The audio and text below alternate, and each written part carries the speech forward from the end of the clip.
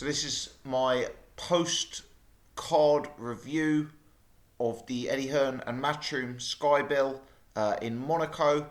Always kind of an odd night for me watching boxing in Monaco. You know, I think I saw on Twitter there was something like 350 people at the casino. You know, and there were people, all of them wearing bow ties and that sort of thing.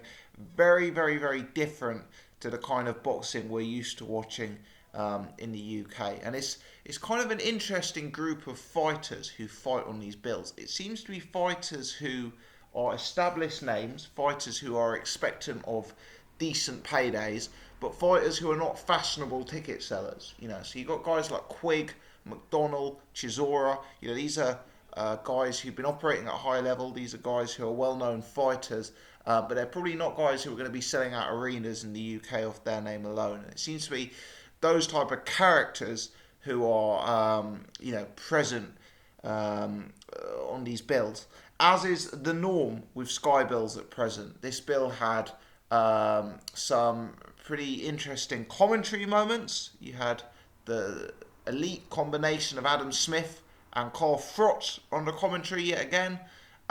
You also had some fairly interesting scorecards turned in over the course of the night, which we'll come to. But these scorecards, they're not even a surprise anymore. You know, the scorecards in boxing at present, it's more a surprise if the scoring is good than if the scoring is a bit off. But as I say, we'll come to it. Let's start actually with Dereck Chisora versus Agit Kabayel.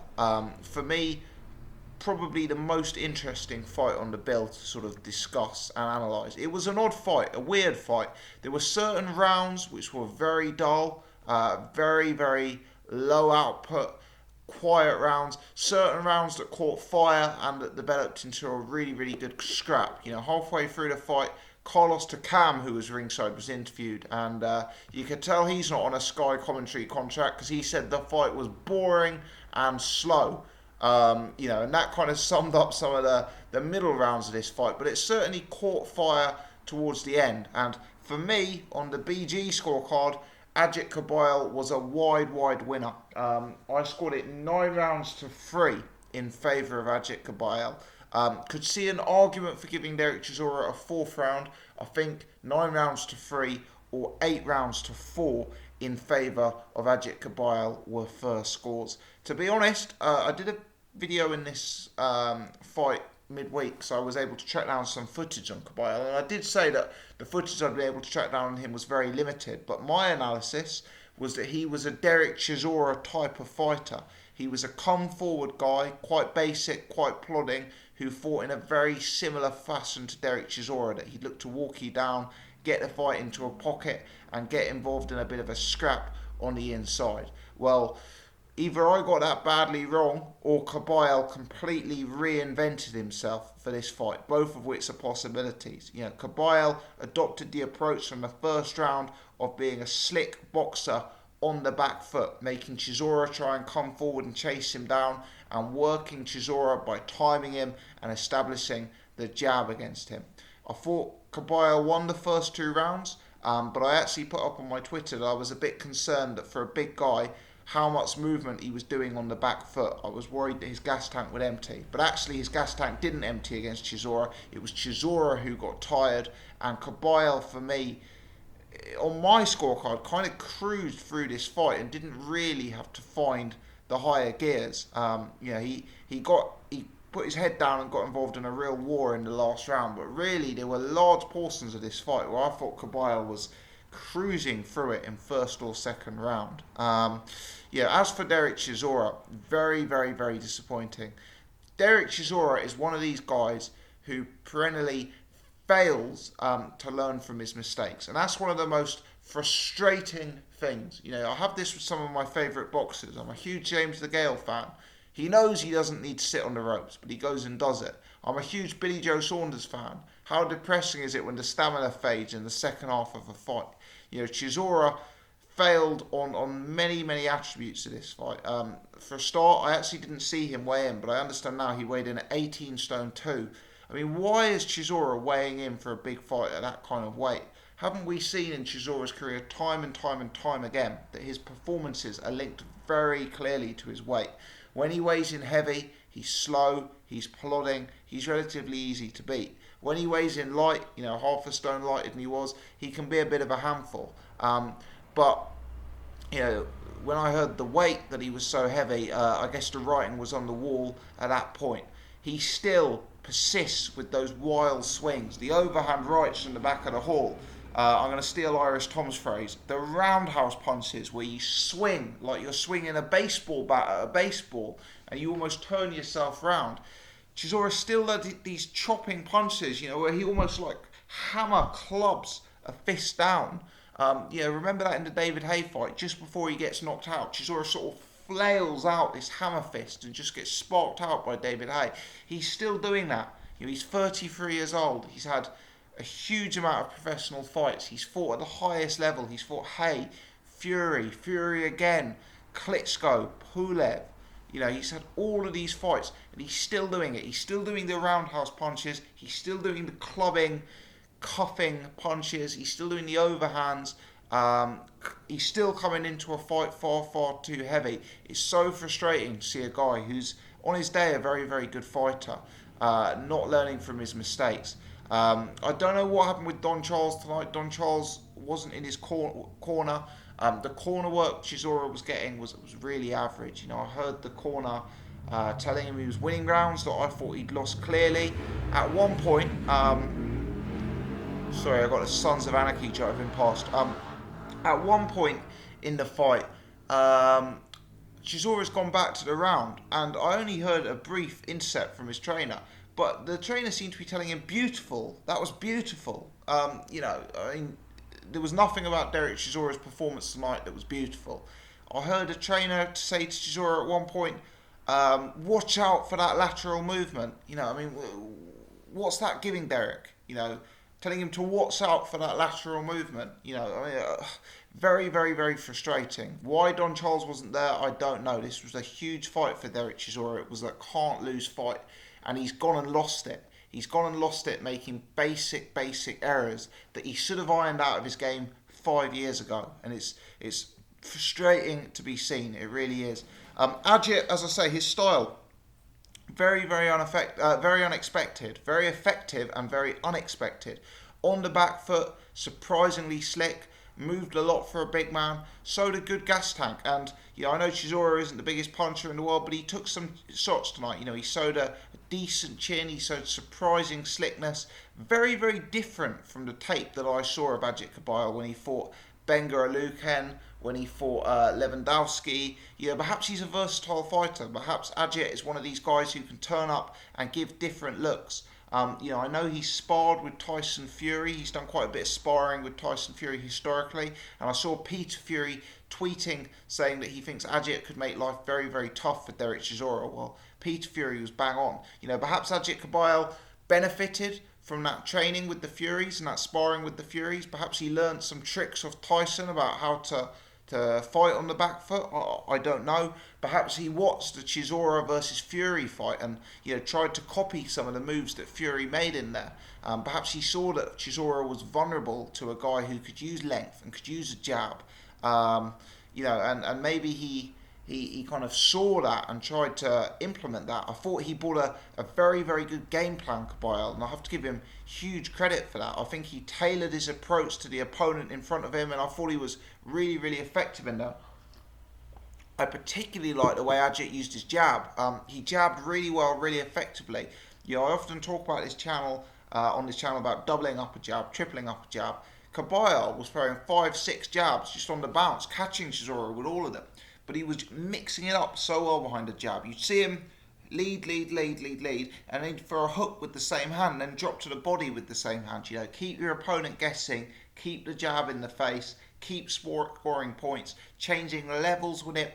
For me, the jab from Kabayel, a real effective weapon. Throwing multiples off it. He was switch hitting. Don't get me wrong, he wasn't the most effective switch hitter, but he was going into southpaw. He was throwing hooks off it. I thought it was a really impressive, composed performance from a young guy. He's only just turned 25. This was by far the biggest fight of his career. This was a tremendous step up from Kabayel. And he showed a lot in there. He showed he was the higher stamina fighter. He showed punch resistance. He showed slickness, skills. And then, when he needed to, he was able to mix it up. He was able to go into the trenches with Chisora and have a bit of a scrap. I thought he emerged from this fight with immense credit. I think, despite what the scorecards said, and we'll come on to that in a second, I think he actually did a better job of beating Dereck Chisora tonight than both Kubrat Pulev and Dillian Whyte. Now, Kubrat Pulev's a top 10 fighter. Dillian Whyte's a top 20 fighter, maybe even top 15. So with that in mind, I give Kabayel real credit. I thought he was I thought he emerged nicely. Having said that, he's not a finished article. He's still quite raw, still quite defensively open. Dereck Chisora was catching him with an uppercut a few times. Chisora actually catched him on 3 or 4 occasions with that big looping overhand. And Chisora last landed that punch in about 2009. So the fact that Chisora caught Kabayel with that 3 or 4 times tells me he may be a little bit defensively open. He's eating an uppercut in there. That's something he's going to have to tighten up if he continues to step up in levels and fights bigger punches than Chisora. So a little bit defensively open. Maybe he's not the most naturally athletic guy. He didn't look the most naturally the fastest guy, most naturally the most powerful guy. But that maybe doesn't need to be his game. He's light on his feet. He's got good angles. He's got good movement for a big guy. He can control the pace quite well. So whilst he isn't like a natural athlete like a Joshua or a Parker, perhaps he sees himself more as the technician type fighter, like one of the Furies. I don't know, but it'll be interesting to see where he goes from here. As I say, I thought a very impressive performance. I gave him 9 rounds of the fight. Now, fascinatingly, there seems to be certain amount of question marks over the result. Eddie Hearn and Tyson Fury, according to the Sky commentary team, both scored the fight to Dereck Chisora, which I find very hard to believe. I cannot understand how you could watch that fight and score 7 of the 12 rounds to Chisora. I thought the scorecards were terrible. I'm very pleased that justice has been done and that Kabayel retained his belt and won the fight. But I gave, as I say, I think the scorecards were terrible. One of the judges had it a draw, 114-114. One of them had it 115-113. And one of them had it 115-114. So the 2 judges who gave it 115-113 and 115-114 were in favour of Kabayel.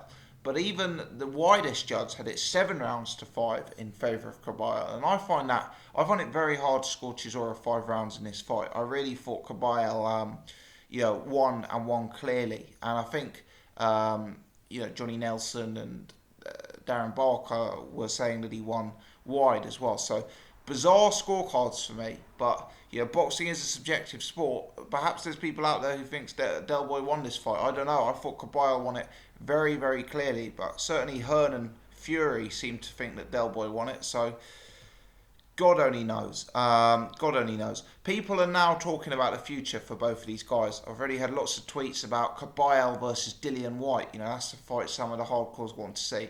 Would be very surprised if Eddie Hearn puts Dillian Whyte in with Kabayel. Kabayel for me tonight showed a real technical superiority and slickness to his game. Really technically superior to a guy like Dereck Chisora. And do you know what? If Hearn puts Whyte in with him, I think he'd show exactly the same superiority.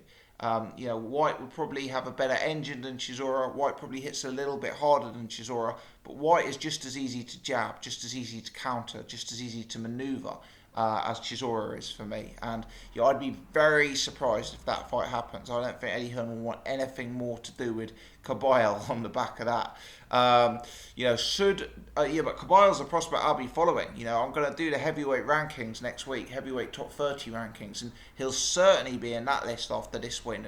And he's someone with a real future. If he can get a few more learning fights, continue to go up the levels nicely, and work on his conditioning, and complement his natural good engine with better physical shape, I think Kabayel could be someone who could do something in the heavyweight division. Look, I don't think he's a world champion. I don't think he's going to beat a Joshua or a Parker, but I do think this is a guy who could win notable fights, certainly around that European level and maybe higher.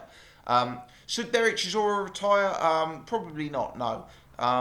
Chisora made it very clear in the pre-fight lead-up that he's all about the money. I don't know if you guys watched his interview on IFL TV the other day. He didn't seem fussed at all about winning a world title. He just focusing on the money. He's got a 3-fight deal with Matchroom, 2 fights left on it. Presuming that goes ahead, there's still big fights for Chisora. This is the British heavyweight division. He could easily get a fight with David Price, who's returning in a few weeks. He could easily get a fight with Hughie Fury, who's going to be looking to return at some point. He could easily get a fight with Joe Joyce, who's going to be a big name prospect. He could easily get a fight with Nathan Gorman, Daniel Dubois. Some of these fights will represent real money. I'm not saying the Dillian White rematch has totally gone, but Eddie Hearn was having an interview on IFL TV a few days ago, and he was debating whether it's pay-per-view or not, and Eddie Hearn was saying, I don't think that's a pay-per-view fight. Well, it's certainly not a pay-per-view fight now. Anyone wanting to, nobody's going to want to pay 20 quid for that fight, having just seen the performance Dereck Chisora put in tonight. Let me tell you that. So if that fight ever was pay-per-view, it certainly isn't anymore. But maybe that White fight can still happen. Maybe Chisora will have to accept a bit less money, having come off the back of this loss. But I think that's his 8th loss in his career now. He's always been the kind of fighter who's lost when he stepped up to European level and above, and sadly he's been a bit complacent. He's overlooked the opponent tonight. He's thought it was going to be easy work. He was extremely confident in the build-up, and it's cost him massively. So let's see where he goes from here. Big money out there. Don't be surprised to see him in with Hughie Fury or David Price or Joe Joyce. These are all probably big paydays for Chisora, and he probably still wants to make some money out of the game. If he was saying he wants to be a world champion, should he retire now? Definitely. But, that isn't his motivation, as he's made clear. Dillian White was on Twitter laughing at him. If I was Dillian White, I wouldn't actually be laughing, because for me, if Chisora had come out and won nice tonight, that would have set up the big fight there in February. And now Dillian White's in a position, it doesn't look like that Wilder fight's going to happen. Possibly going to be hard to make the Chisora fight off the back of this. That fight's taken a big knock off the back of this result. So you've got to ask yourself, who is there for Dillian White? Where's the opponent they're going to bring in for Dillian White that's going to allow Dillian to sell out the O2? I don't know. It's going to have to be a big name opponent, to do that. And with the White fights and the Chisora fights now, the Wilder fights and the Chisora fights now looking increasingly likely. If I was Dillian, I'd be a bit unhappy that Dereck had lost tonight. There we go. Let me talk quickly through some of the other fights on the bill tonight. Harlem Eubank, another questionable scoring there. Harlem Eubank was dropped heavily in the first round. It was a pretty clear knockdown. Eubank was sent off balance, flying to the canvas, having caught a hook on the chin. He went down on the canvas and appeared to do a back somersault, and the referees ruled it as not a knockdown. I've seen the replay back. It's going to do the rounds on Twitter, that. Very, very, very clear knockdown. And the Journeyman thought he'd won the fight there. It was a 4-rounder. He had Eubank in trouble in several occasions in the fight, actually. Dropped him heavily in the first round. Eubank, very frantic, very raw, very green, very easy to catch, taking big punches. And he could very easily have lost tonight. That first round, some of the judges, one of them had it 40-37 to Harlem Eubank. One of them had it 39-37. So at least one of the judges has scored 10 points to Harlem Eubank in round 1. Maybe 2. Now, if that judge, and I don't know if he did, he may have scored the first round of 10-10. But let's say, for example, that judge scored round 1 10-9 to Harlem Eubank. Had that been counted as a knockdown, it would be 10-8 to the opponent. So that's actually a 3-round swing on that judge's scorecard. Now, it was a split decision. One of the judges scored the fight in the favour of the Journeyman. So had that occurred, Harlem Eubank could have very, very easily lost this fight. He could have taken a loss tonight, if that had been ruled a knockdown. So very, very, very average performance from Eubank. He does certain things well. He's clearly an athlete. He puts punches together nicely, but incredibly, incredibly raw. Green to the extreme. And he's got to be slowed right down. He's got to be given the Conor Benn matchroom treatment if he's going to be doing work with matchroom long term, of getting him doing 4-rounders and 6-rounders against a few absolute cans for the next year. Because if they rush him, he'll get beat. Let me tell you, he will get beat. And that Journeyman has every right to feel hard done by tonight. You know, that was a definite knockdown round one. And it could have been a draw. The fight could have gone the other way. The judges scored it 40-37 to Harlem Eubank, if that even was his scorecard. I think one of them had it 40-37, or was it 39-37? But, you know, very, very, very questionable scoring there. Dmitry Bivol fought Trent Broadhurst, which was the main event. I kind of left it to this point because there's not really too much to say other than it. You know, Bivol looked fantastic. He won. He absolutely iced Trent Broadhurst in like the last second of the first round. You know, he's pretty much teed him up nicely. He's led with a straight right cross, just caught Broadhurst bang on the chin. It's a sort of technically perfect punch, and Broadhurst is out. You know, for a time it looked like quite a bad knockout actually. Broadhurst was, you know, unconscious for a good 30 seconds, but he got his senses back to him. Before I made this video, I did see him get back to his feet and hug Dmitry Bivol. So, you know, hopefully no damage done and Broadhurst can, you know, not suffer any of the effects. But that looked like a heavy knockdown. And Dmitry Bivol, I've heard good things about him. Understand he was a superb amateur. Haven't actually seen too much of him prior to this. I know he's beaten Cedric Agnew, Robert Berridge, a few names. His resume is still light, let's have it right, because Trent Broadhurst, you know, not someone that I was overly familiar with, like many boxing fans going into this. But Bivol, he looks like he's got a lot to offer. He looks like he's got his technique perfected. He's 26. There's a big career ahead of him, and will be interesting to see where he goes. The fact that HBO are interested in him and flying commentators from the States to Monaco to watch him in a, you know, pretty low-key fight against a low-key opponent does tell us that, you know, he's got some people who are backing him and rating him very, very highly. So he'll be an interesting guy to follow for sure. Let's just talk about the other two fights quickly. Scott Quigg. What can you say about Scott Quigg? If anything, he actually looks like he's regressed. Isn't that depressing? Leaving Joe Gallagher to go and base yourself out in Hollywood with Freddie Roach, and it looks like you're regressing.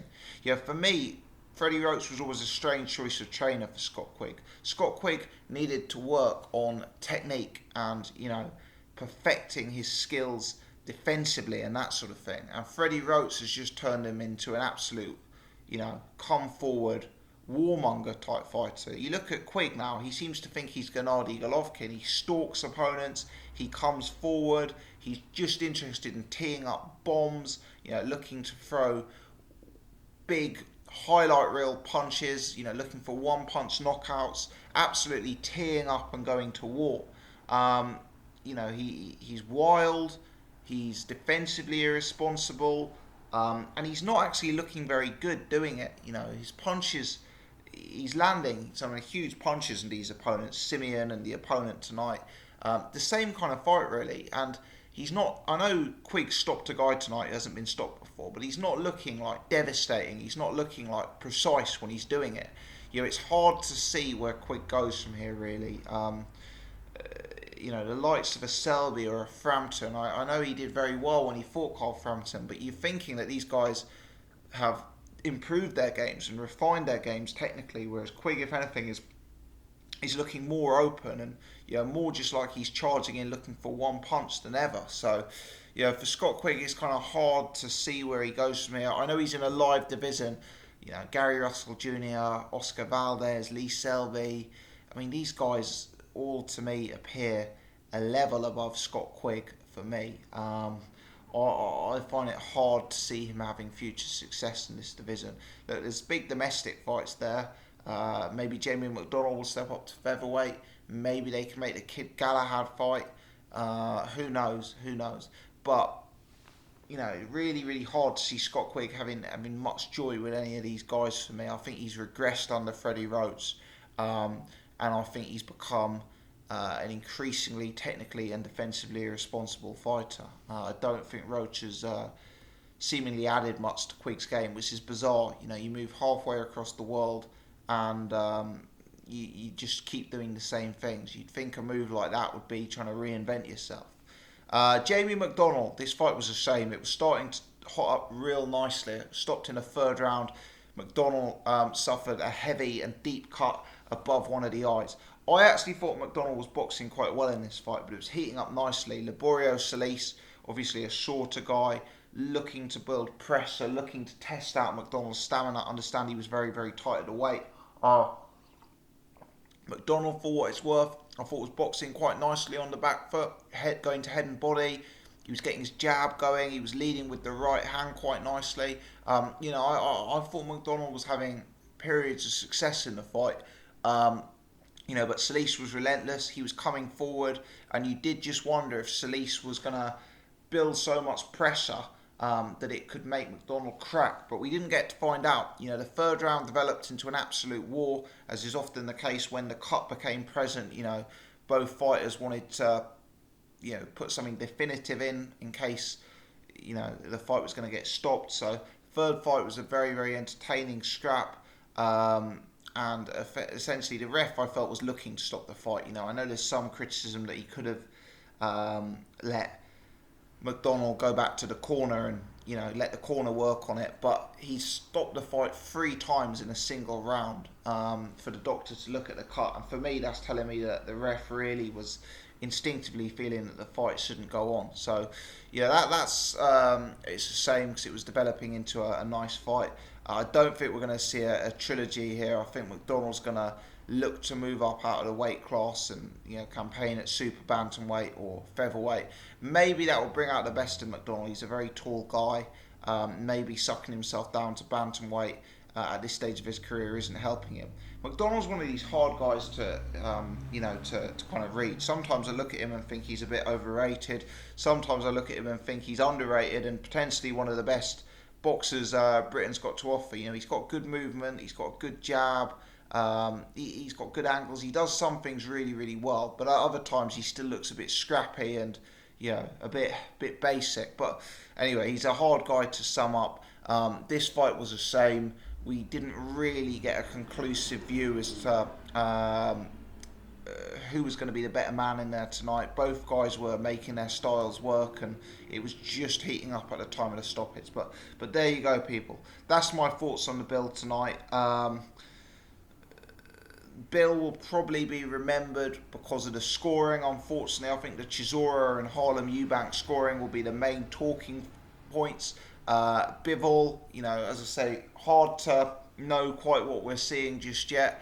Obviously, he's got power. Obviously, he was fighting an opponent beneath him, potentially looking like he could be something quite special. Time will tell. But yeah, interesting. And I guess enjoyed the boxing all in all. Let me know your thoughts, people. What did you make of the card? How impressed are you with Bivol? How impressed are you with Agit Kabayel? How impressed are you with Harlem Eubank? Where does Quigg go? Where does McDonnell go? Where does Chisora go? Leave your comments in the section below. Please give us a follow on Twitter at Boxing Gossip. Hit subscribe on the YouTube channel if you haven't already done so.